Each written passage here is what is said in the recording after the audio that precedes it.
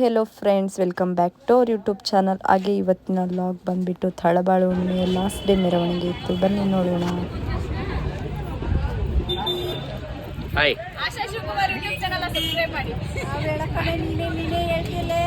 ಹಾಗೆ ನನ್ನ ಕಸಿನ್ಸ್ ಎಲ್ಲ ಮೊದಲೇ ಹೋಗಿದ್ರು, ನಾವು ಸ್ವಲ್ಪ ಲೇಟಾಗೇ ಹೋದ್ವಿ.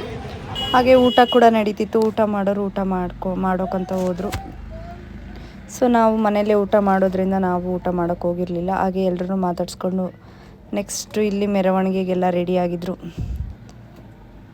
ನೋಡಿ ಎಷ್ಟು ಚೆನ್ನಾಗಿ ರೆಡಿಯಾಗಿದ್ದಾರೆ ಎಲ್ಲ. ಹಾಗೆ ಇಲ್ಲಿ ರಾಮಾಯಣದಲ್ಲಿ ಬರುವ ಎಲ್ಲ ಮುಖ್ಯ ಪಾತ್ರಗಳು ಕೂಡ ಇದು. ನಮ್ಮ ಮನೆಯವ್ರ ಜೊತೆ ಒಂದು ಫೋಟೋ ಅಂತ ತೆಗೆಸ್ಕೊಂಡು ಹೋದರು. ಹಾಗೆ ಗುರುಗಳು ಇಲ್ಲಿ ಬರ್ತಾರೆ ಅಂತ ಹೇಳಿದರು. ಸೊ ಹಾಗಾಗಿ ಈ ಮನೆ ಹತ್ರ ಬಂದ್ವಿ.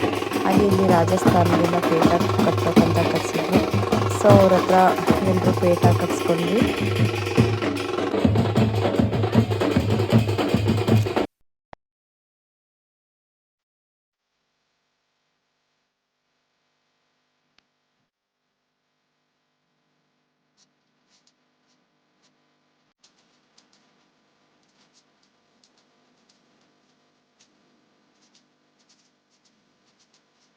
ಹಾಗೆ ಗುರುಗಳು ಏರುವಂಥ ಪಲ್ಲಕ್ಕಿಗೆ ಪೂಜೆ ಕೂಡ ನಡೀತಿತ್ತು.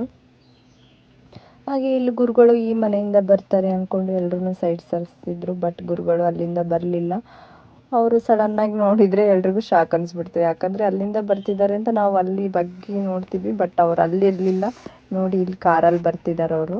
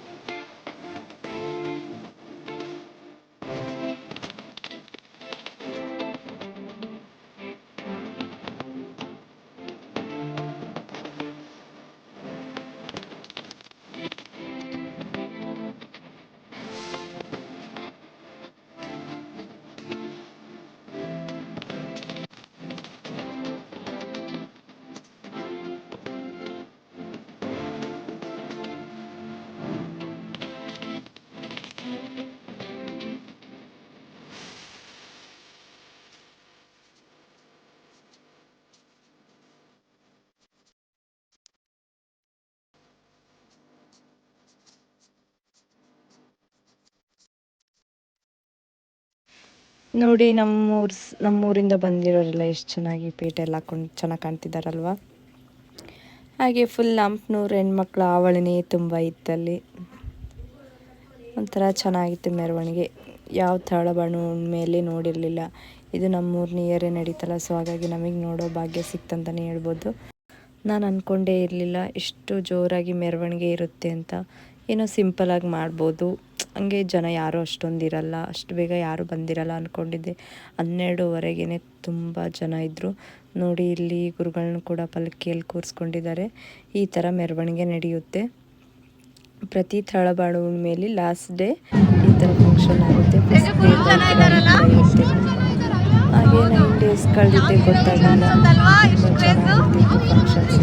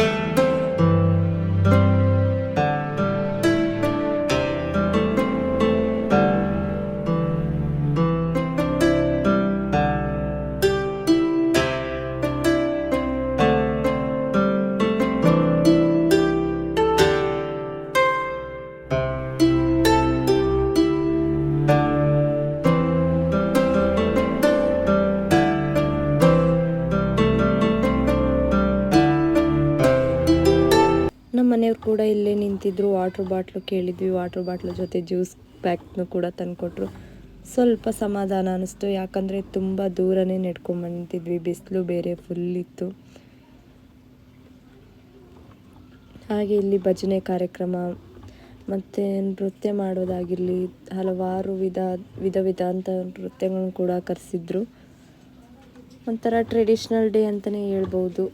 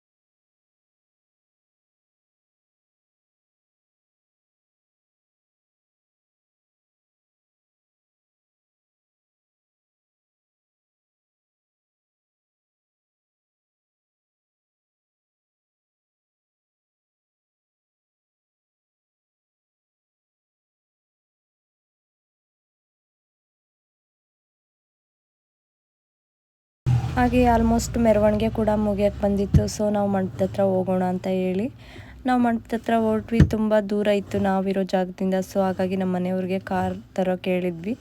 ಬಟ್ ಕಾರ್ ಟ್ರಾಫಿಕಲ್ಲಿ ಬರೋಕ್ಕಾಗಲ್ಲ, ನೆಡ್ಕೊಂಡೇ ಹೋಗಿ ಅಂದರು. ಸೊ ಹಾಗಾಗಿ ನೆಡ್ಕೊಂಡು ಹೊರಟ್ವಿ. ಇಲ್ಲಿ ಯಾವ ಊರರು ಗೊತ್ತಿಲ್ಲ, ಪೇಟೆ ಎಲ್ಲ ಚೆನ್ನಾಗಿದೆ, ಒಂದು ಫೋಟೋ ತೊಗೊಳ್ಳೋಣ ಅಂತ ಫೋಟೋ ತೆಗೆಸ್ಕೊಂಡ್ರು.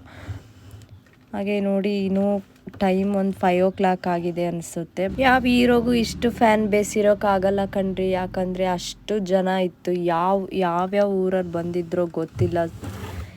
ಎಷ್ಟು ಜನ ಅಂದರೆ ನೋಡೋಕೆ 2 ಕಣ್ಣು ಕೂಡ ಸಾಲದು. ಯಾಕಂದರೆ ಲಾಸ್ಟ್ ಡೇ ಬೇರೆ ಇತ್ತು. ಸೊ ಹಾಗಾಗಿ ಕೂತ್ಕೊಳ್ಳೋಕೆ ಕೂಡ ಜಾಗ ಇರಲಿಲ್ಲ. ಹಾಗೆ ನಮ್ಮದು ಕುಂಭ ಊರದ್ದು ಕೂಡ ಇತ್ತು. ಸೊ ಹಾಗಾಗಿ ಗುರುಗಳು ಬರೋ ತನಕ ಸ್ವಲ್ಪ ಕೂತ್ಕೊಂಡು ರೆಸ್ಟ್ ಆದರೂ ಮಾಡೋಣ ಅಂತ ಕೂತ್ಕೊಂಡ್ವಿ.